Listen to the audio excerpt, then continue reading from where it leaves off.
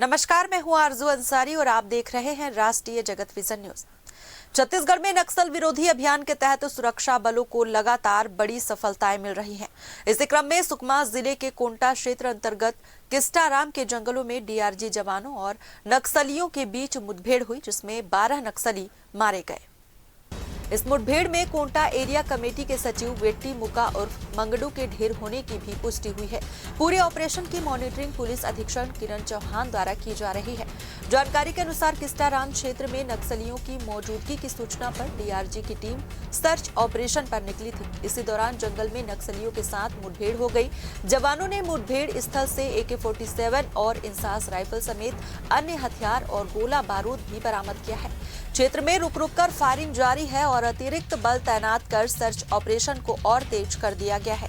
वहीं बीजापुर जिले में भी नक्सलियों के खिलाफ सुरक्षा बलों का अभियान जारी है।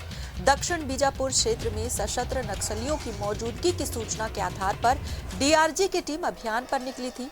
आज सुबह करीब 5 बजे नक्सलियों और जवानों के बीच मुठभेड़ हो गई, जिसमें 2 नक्सली मारे गए हैं। सुरक्षा बलों द्वारा इलाके में सर्च ऑपरेशन जारी रखा गया है और स्थिति पर नजर रखी जा रही है। खबर में बस इतना ही। देश प्रदेश की खबरों से अपडेटेड रहने के लिए हमारे चैनल को सब्सक्राइब करें और नए खबरों के नोटिफिकेशन के लिए बेल आइकॉन जरूर दबाएं। नमस्कार।